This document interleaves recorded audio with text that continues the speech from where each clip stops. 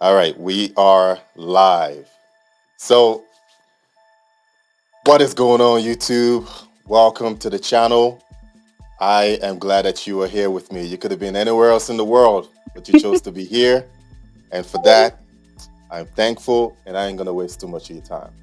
Today, I got a special guest to the channel, and we have Tamara.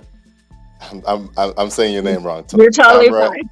Tamara Hill. You got and it. and she's a therapist, and we're gonna pick her brain on some topics and see what she can teach us about mental health. hmm So, how are you doing? I'm doing okay. How are you? Yes, I am doing all right as well. It's Friday. It's so much more that I want to do with my time, but this is also good. Yes. Thank you for inviting me. Thank you. Oh, you're welcome. I appreciate you being here. So, I was going to ask you, just to test your loyalty today. It seems like there are only few people that have Yeah. loyalty. So Yeah. I'm going to ask you this question just to test your loyalty. Yes. Um, if we were on a boat that was sinking and we hmm both had life jackets on, who would you save out of me and you? Ah. See, you can't ask a therapist that because I'm thinking, well, if you're a sociopath or a narcissist, it would definitely be me. Um, but in a world without narcissists and sociopaths, I think it would have to be you. You Right. know, because I couldn't live with the guilt, and my nature is giving and supporting. So All yeah. right. Well, sounds like you're just trying to say what sounds good.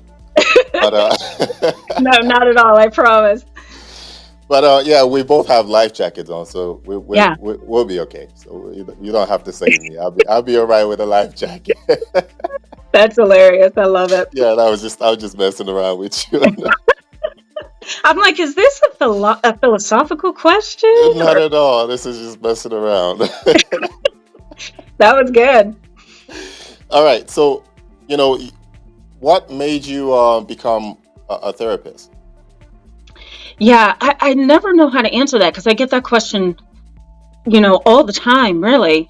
I think it was truly just a combination between just my personal interest in understanding the human mind, Mm, mixed with just my growing awareness of humanity over time, if that makes sense. So, mm, my mom homeschooled me until I was about 17, from ages 9 to 17. And once I graduated, I realized there's a lot in this world I just don't get. I don't understand human beings. I don't understand why they do what they do. And so I delved into psychology then. But then my own personal life came into things. And then I just thought, I just feel like this is a calling. Maybe I need to pursue this. And so that I guess over time it just became a part of me, you know? So right. personal and professional experience meshed together. Yeah. I think there has to be, for someone to become a therapist, there has to be a desire to want to help people as well, right? Yeah. And that is, if you don't have the desire to help people, Yeah. it'll become a chore for you to actually take on this job, to do that work, right? Absolutely. I think before we came on the air here, I was telling you I see 65 people a week, and that's like 13 Mondays, 16 Tuesday, and it just keeps going. And I'm drained by Friday, but I think it's that little part of me that says people need you that kind of keeps me going. Right. Yeah. Yeah, and that's good. It's nice to be able to contribute to the society and the community. Yes. Um, so, were there or are there still challenges that you faced in becoming a therapist? Mm-hmm. Do you mean like personal challenges? Yeah, just like Mhm. things that were in your way on your Mhm. journey to become a therapist. Yeah, absolutely. Absolutely. I just being a woman of color, I think that was the first Mm, barrier, and just trying to fight my way through a predominantly white male field. Even when I went to college, I went to a predominantly white, um, upper class university in a predominantly Jewish area, and it was really hard for me to push through and say, "Hey, I'm qualified as well. I have a brain too. I can understand human behavior." But then after that, I think the other challenge was just being a woman. Mm. Just being a woman with all these male dominated concepts. So I would get on stage, places that I was asked to speak at, and different ones would just be sitting like, what was in her coffee this morning? Because I think a woman and a woman of color that can throw terminology and really get this, I think it's very shocking in my field. Mm. For sure, for Yeah. sure. It's lonely. Yeah. It's lonely at the top. Well, you made it, right? You made it to where you're in the position that you wanted to, that you aspire to be. So that is a commendation to you for actually being able to put yourself in that position. Amen. Um, Thank you. yeah, yeah. I know just being black alone puts a lot of barriers in front of you. I actually Yeah. made a video recently where I was talking about um, overcoming the fears and Hmm. the view that we are being prevented from doing things as black people, right? Because Absolutely. there are always going to be people that try to stop you from getting to where you want to be, but Yes. we have to overcome those challenges by changing our mindset. Yes. So Very much agree. yeah. um so obviously I saw you on YouTube and I made contact. So what made you take your message to YouTube? Yeah. So I was working in a predominantly white group private practice, and the goal of that practice was to treat, but there was no real education. So I would have clients come in that wanted treatment, but they didn't know what I was talking about. Mm, And they didn't know how to perceive their life and other people. And so I had a little room. It looked like a little bathroom, in this practice, where I would just, and it was so hot. They didn't have air conditioning. So I'd be like this, trying to figure out how to get my YouTube videos to work. And it was just so, like, amateurish. But I thought I need to educate. And then it took off. One mm, week it was 200 subscribers, next week it was 900, and it just kept going. And I realized, okay, maybe God wants me to be here. Maybe I need to do this for people. yeah. So, No, I mean, good job. A lot of thank people you. don't realize that YouTube is a tough game to be in as well. They think it's just easy to come up with a script or just to speak off the top of your dome, and Yeah. it's behind the scenes. There's a lot of I've had like sleepless nights where I'm just like working all night trying to edit Yes. these videos and get them to look presentable to people, right? Oh So yeah. it's Oh it's yeah. not easy to do. No, you need a therapist just for that, right? Well, that's why you're here. Exactly. That's a good one. Yeah, Yeah, absolutely. no, for sure, for sure. So speak when we talk about trauma, I think that Yeah. is something that affects a lot of us in the community, and I don't want to say more so black people, but there seems to be a lot of trauma when it comes to how households, right? How we've been raised or the Yeah. experiences that we've been through as black people. We seem to Yeah. have a lot of trauma with us. So Yes. my question to you is, what do you think some of the reasons are for some people to be more traumatized than other Hmm. people, even though they experienced the same, they had the same Hmm. experience. That's interesting. Let me just clarify too, because I want to make sure that's a great question. I want to make sure that I'm targeting it. Mm. As people of color, why do some experience trauma more than others? Is that what you mean, Marvin? Why do I guess not so much the experience is that we are all going to experience some form of trauma. Yeah. My Yeah. my question is, why are some more affected Yes. by trauma, right? So, that's my question. Yeah, absolutely. Thank you. I'm going to take two roads here. One is genetics, and the other is environment.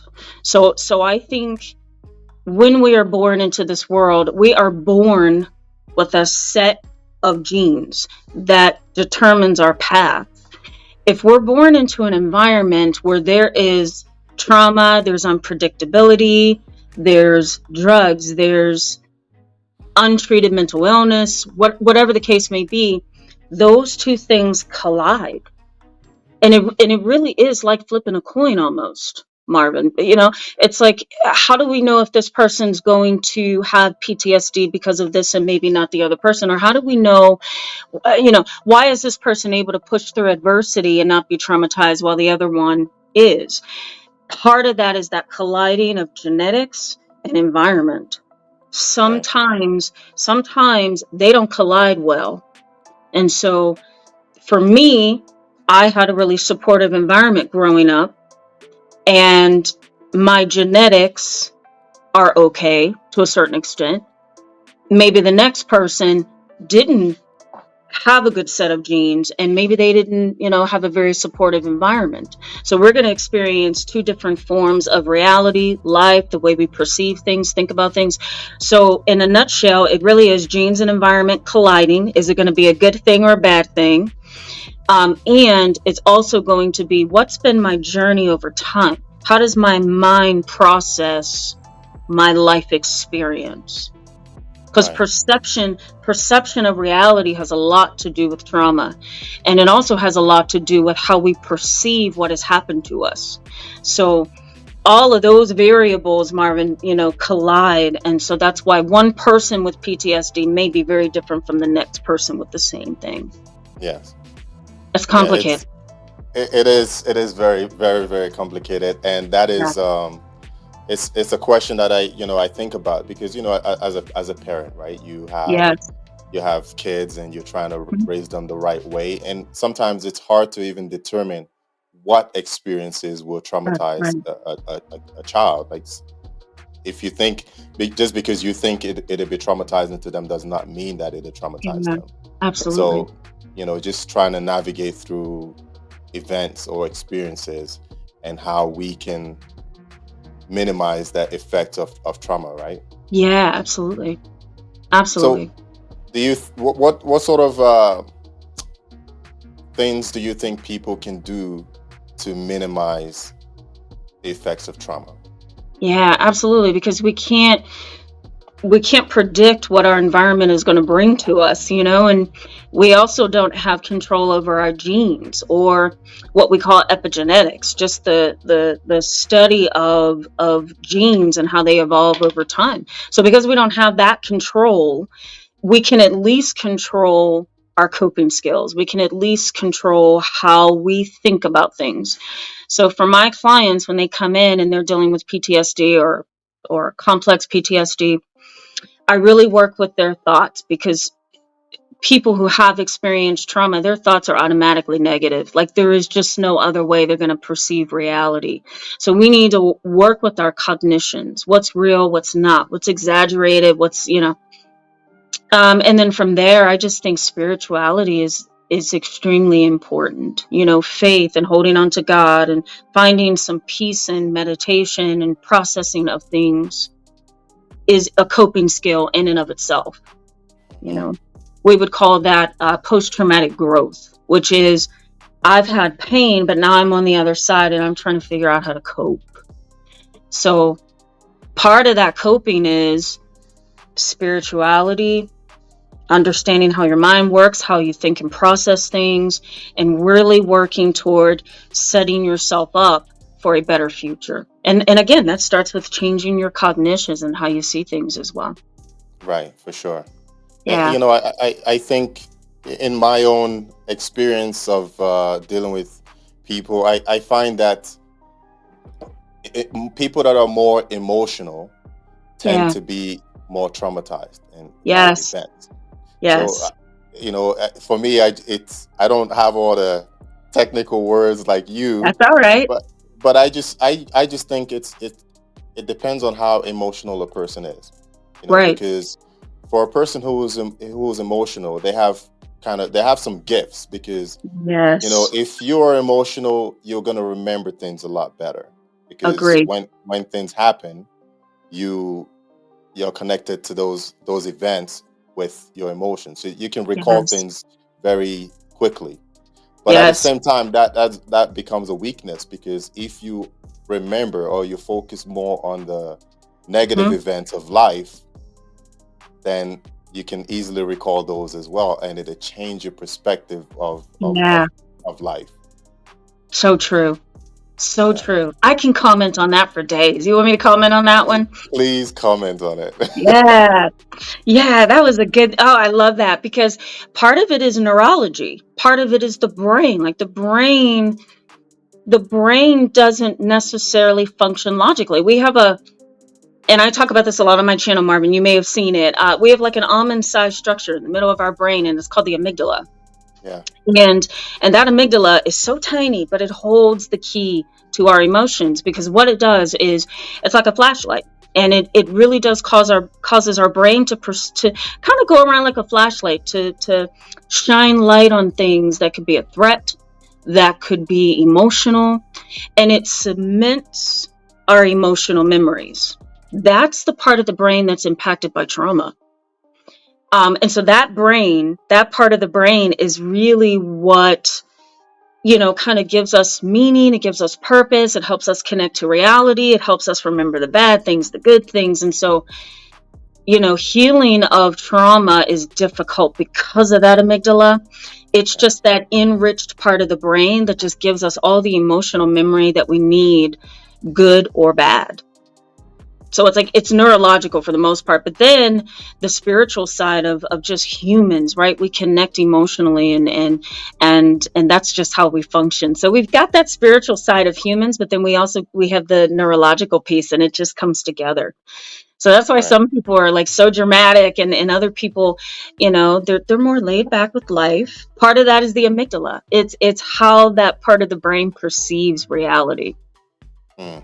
Yeah. So yeah, it's an individual response, right? Yeah. So That's right. each person would perceive an event to be either traumatic or not traumatic. Like Yeah. some people can find strength from actually going through tough situations, and through finding a way to overcome those adversities, it makes them Yeah. stronger. Yes. Whereas for some other people, and I said this on my channel too. I said that Mhm. I wouldn't want a woman to go through a lot of traumatic events just Yeah. because she's automatically born Yeah. a more emotional person. True. So the way that she's going to process information is going to be different from the way that a man would Mhm. process information. Yeah. So a man might come out of a tough situation refined and a better man, whereas for the woman it'll be she's going to be dealing with fear and Yeah. anxiety and Yes. depression and just not knowing how to overcome what she's been through. So it's important Mm. that you know I guess trying to find a balance between that emotional aspect of ourselves and the Yes. logical part of ourselves, and just being able to regulate both in a balanced way, right? Absolutely. I mean, let me just briefly comment on that one because you point out a good part. Now, some people would say we're sexist, right? That's really not what we're trying to do. I mean, Maybe a little bit. maybe a little bit. Yeah, because I dropped my almonds here. This was the only lunch I had, and I almost cried. I really did. Oh, I'm like that. No, please. But so are we more emotional as women? Yeah. Yeah. yes, yes, You got guys and men, they perceive reality from the prefrontal cortex where there's more executive control. You delve right in through rationalizing and intellectualizing and making decisions and trying to fix things. Whereas for women, we come from the more emotional pieces of the brain. So I mean, it's not a sexist thing to say. I think it's just how the brain automatically works. You guys are more logical, intellectualized, and you're decision makers, and we're not. Not always. no, of course, there Yeah. are men that are more emotional than True. women are, and there are women who function and think more logically than some men. But I wanted Yeah. to touch on something you just talked about, Yeah. and you were saying that we use so men naturally. I don't know if Hmm. that's the word. Yeah. Um, they use a different part of the brain more than women use that part of the brain. Yeah. Absolutely. So sometimes, and this is even backed by psychological research. Sometimes there are literal electric changes in the brain based on how a man versus a woman perceives reality. It's really cool when you're put into a MRI machine or some kind of PET scan, or it could be called a PET scan. The brain actually lights up depending on what that man and woman are perceiving as reality. So there's been clinical studies where, a man is given a picture of, let's say, someone being attacked, a woman's given a picture of somebody being attacked, but their brains are perceiving that reality very different, you know. Uh, That is very, very interesting. it's very interesting. How do they say that, Marvin? Men are from Mars or women are from, what's that one? Yeah, women are from Venus and men are from Mars. There you go. I mean, maybe Yeah, there's a little bit to that because the brain it processes things differently with men and women. yeah, and there you've seen you probably seen this on the news or on YouTube. Yeah. The you know the sports, how Hmm. now they're basically trying to have trans people, Yeah. trans men, compete in women's sports Yeah. and have them do things that women are supposed to primarily do.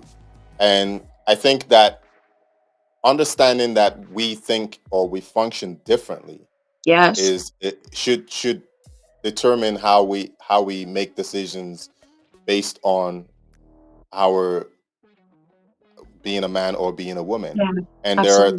there are ways that we are different and that should be respected. To Agree. me, anyways, Agree. Very much agree. Very right? much agree.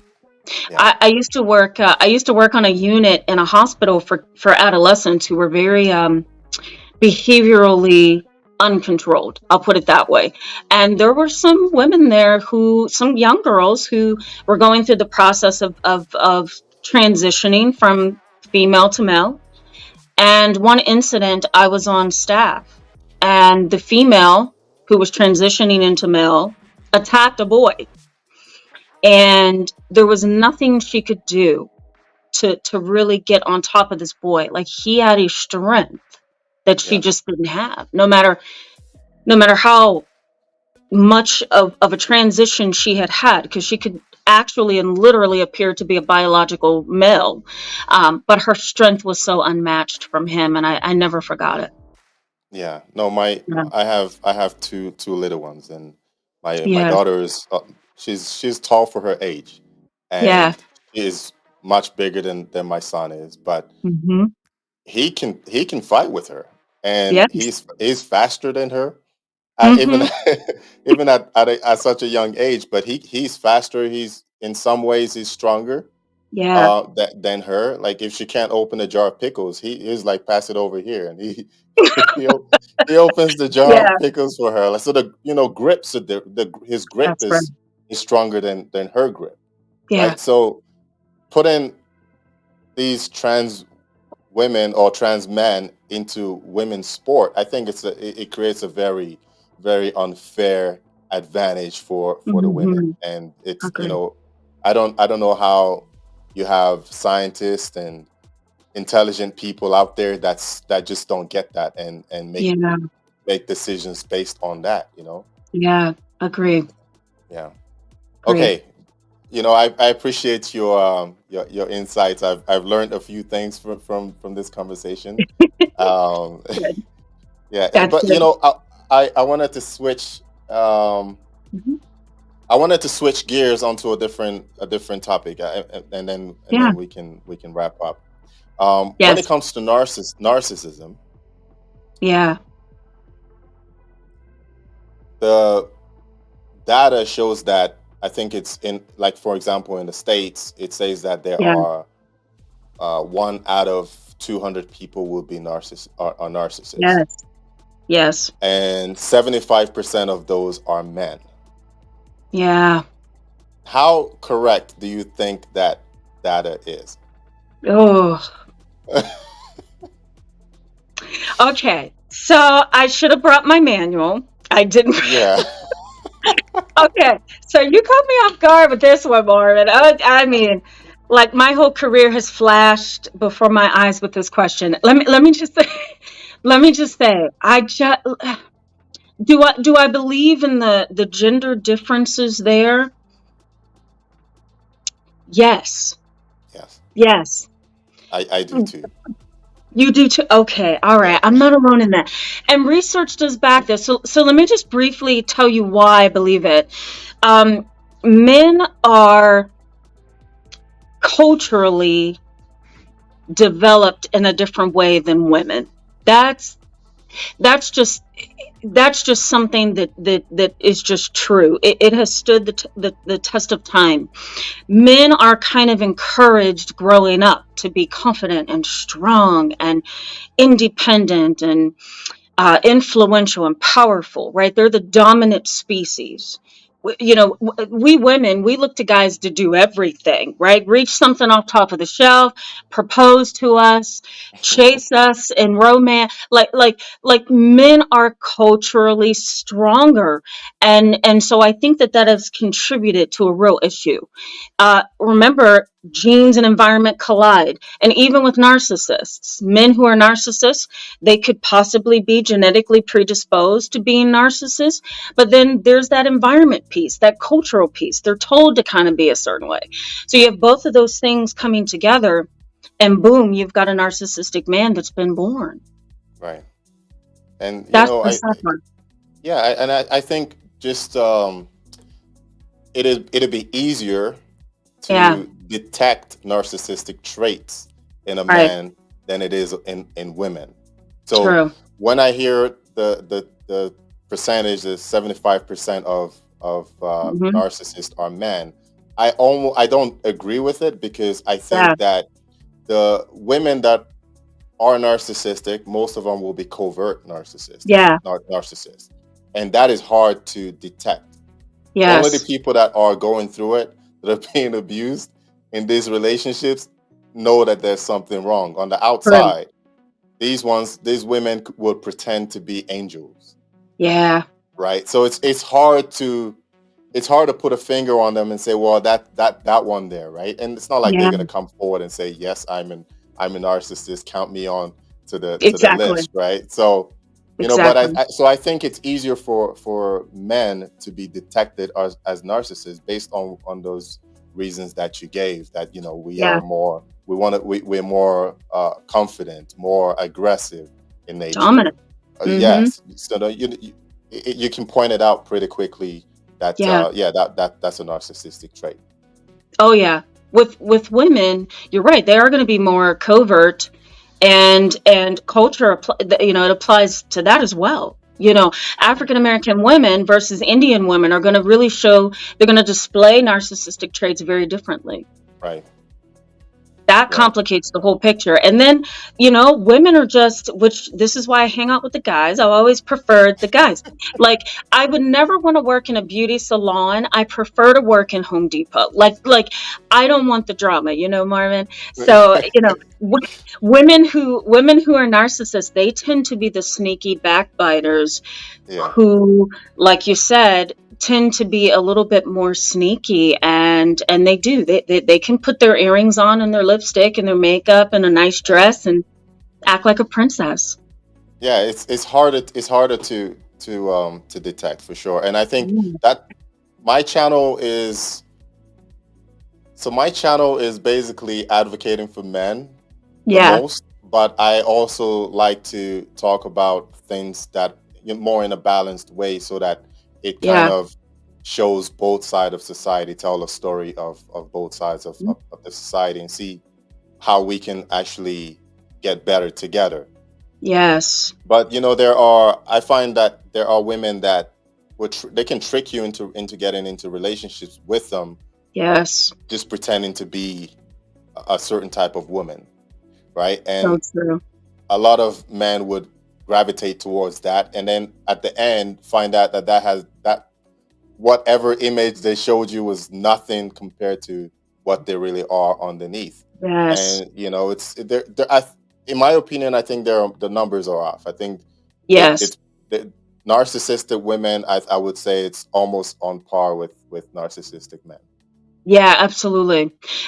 Let me just say too, you want to be able to decipher between a narcissist and a sociopath when it comes to both men and women, Right. but with women, they far exceed narcissism if they have tricked you and now you're married. Yeah. Like, you're no longer narcissistic, now you're sociopathic, because now you have not only manipulated me, but you've manipulated how I perceive you. You've manipulated how long we've been together. Like, it crosses narcissism and goes into sociopathy when they have completely and 100% blinded you to life with them. What? Yeah. No. Okay. Hold up. Yeah.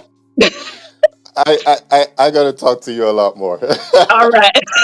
Holy. So it's that easy for Yeah. okay, so because I was thinking, I know that BPD, narcissism, Mhm. sociopath, psychopaths as well. I Yeah. know that they share similar traits, but they're Yes. very hard to differentiate which one is which. Very true. Yeah, but Very so true. you see it all the time though. Like there are a lot of women that would trick you into getting into relationship with them, and Right. men do it too. Yes. Or you're in a relationship with them and they don't, when they make mistakes or hurt you in some ways, even just ushering forward an apology Yes. is the biggest, the most difficult thing that you could ask from them. Right. And in my Yeah. mind, I thought that was just a narcissistic trait, but it could be something way worse than that. Oh yeah. Yeah, because you have to think of narcissists as individuals who are all about themselves. They don't have emotions, most of them, about anybody else. It's all about what they can get. Sociopaths are sneaky. And before I get into that, let me just briefly clarify. Psychopaths and sociopaths are literally the same thing. Here's what makes a difference, and it's the number one difference. Sociopaths are clumsy. Okay. Psychopaths are not. They're So calculated. yeah, so sociopathic women, for example, they are clumsy. They will have an affair, for example, and leave their cell phone on the table in the kitchen. Like, why? Like, that just doesn't make any sense. Or they'll do something like email their lover on the side, and then you have access to the email account. Like, they don't connect the dots. Now, a psychopath, you may never see who they are until about 15 years after you've been married, because they're way more calculated. They're the Ted Bundys. They know what they're doing. Right. They know what they're doing. They're very I don't even know if I could use the word gracious, but they're very methodical, and they know what we want to see and hear. And they can keep that facade up for many years. They don't get Yeah. tired.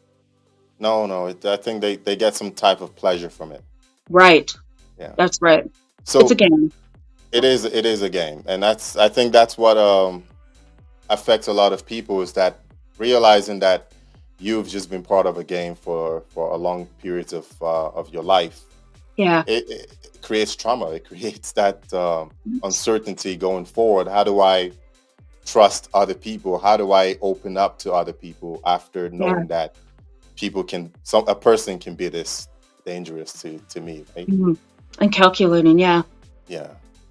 So, when it comes to narcissism, I think one part that is kind of overlooked the most Yeah. are the victims of narcissism. You Yes. know, you have, and in relationships, I think abuse is sometimes two way, or most of the Yeah. time it's two ways, right? Men would react differently to abuse than women would react to an abuse. I That's right. think that men would react more violently to abuse, Yeah. whereas women would be more traumatized, I guess. Hmm. So sometimes the victim or the abuser that from in the relationships, such as the man, Yeah. if he's violent towards his partner, nobody would look at the partner and say, well, what is No, she doing behind the scene? absolutely. And I think that's a Absolutely. problem. Very much so. Part of that is culturing Hmm. or cultural. Women are innocent, guys aren't. Right. Domestic violence, the stats are also unequal. Like the stats for men with domestic violence is much higher than women. Yeah. Although we know women abuse men too, but it's just kind of how we've been cultured to think of this. So, how do you think that? Of course, when I was talking earlier, I wasn't advocating for Yes, being an abuser and stuff like that. That's not what I'm absolutely. talking about. I was just pointing out that it is important to look at both sides, right? Hmm. So, being a victim of narcissism, how do you think that a person can to help themselves to Yeah, get over that? Because it seems like a lonely road where they would have to kind of navigate through on their own, because a lot of people yeah, won't even look at them, right? right. And that's scary. That's how they get us every time. Mm. Narcissists, sociopaths, psychopaths, they know how to blend in. They play a really good role. I always encourage my clients, and even on my channel, I encourage my subscribers. I think the number one thing we need to do to get over it is to understand it had nothing to do, being in a relationship with someone like this or being a friend to, had nothing to do with your lack of judgment. It has more to do with how good they are and getting over on you. And I think a lot of people feel like, well, if I have somebody evil, cruel, manipulative in my realm, then I must have missed something. Well, yes, you missed something, but that's only because they're that good. You didn't miss anything because you're inadequate. So understanding that dynamic is important. But then, secondly, education. Like my whole channel is full of education on here's why this is not your fault. Here's the many different ways that these unstable people present themselves to us. I mean, I've been deceived in the past by narcissists, by sociopaths, by cold hearted people. It was only when I start learning what that actually meant and how that can manipulate us, just the way that those people come across to us, that's when I said, oh, okay, well, I need to heal now because it wasn't me. I need to stop thinking maybe something was wrong with my perception. Maybe I'm immature. Maybe I'm inadequate. No, it was they study. They Yeah. study humans.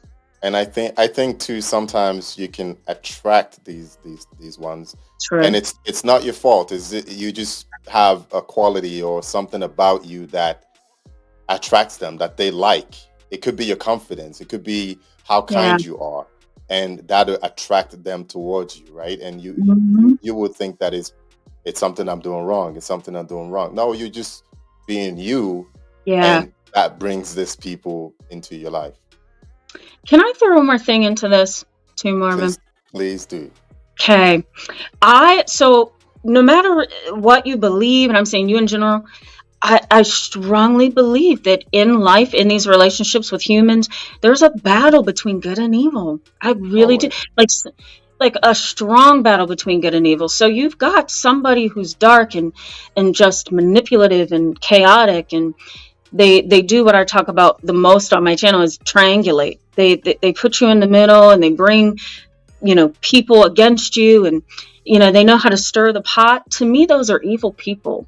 Those of us who say, what is going on, all I wanted to do was be a loving person towards you, that is the good. So we have that battle between good and evil, and so because of how intense that battle can be, we're likely to be deceived. Right. Yeah, I you mean, know there is God and there is the devil, so yeah, there you go. There you that is go. that is always going to be part of what we have to deal with and contend Yeah. with. We Yes. just you just got to try to be good, I think, and Mhm. try to be kind to people, not take advantage of them, Yeah. and just play your part in the healing of the world, healing of the society. But Yes. like you said, there are also people out there who are doing the work of the devil, and they will Absolutely. try to undo every good that you have done in your life or you are doing in your life. That's their job. They're doing their job. So, it's Exactly. important that you know I want to point out in my channel. I want to point out Yeah. the dangers that you can look for in people in society, Yeah. and just going in naive and thinking that everyone's gonna have your back and everyone's gonna want you to succeed. That's false. Yeah. So you have to protect yourself. Agree. It's a desire more than a reality. Yes. Yeah, just because you wish that would happen does not mean that that is exactly how it'll be. No, So no. so you don't think there are any good narcissists then? I mean, my field says a lot of things. I'm like, I disagree. Like, there is some research though that says that good narcissists are the ones who make it to the top. But I don't think they're any good narcissists because they can't love. They have no empathy. They can't feel. They can't relate. Hmm. And to me, that's the essential part of human beings, that we can connect and relate. No matter, you and I were talking about that before we came on, that StreamYard kind of, the system here kind of gives us the ability to, you're in one country and I am in the next, but we can connect. Right.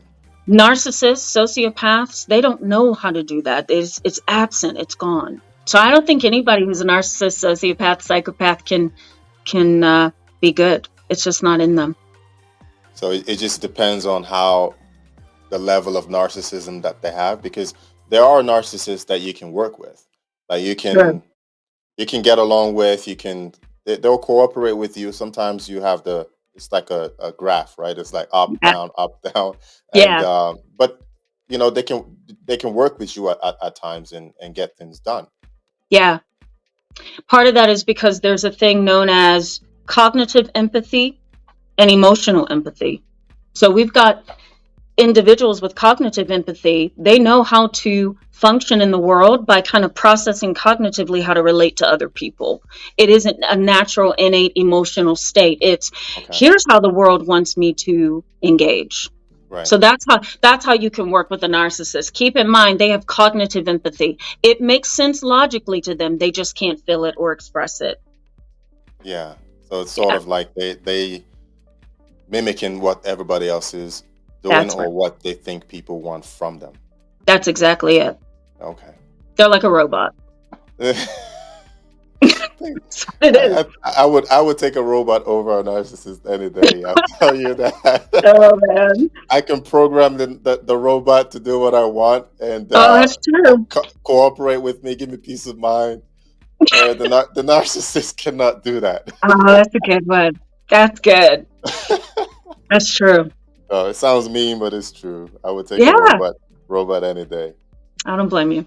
Yeah. Don't Well, blame you.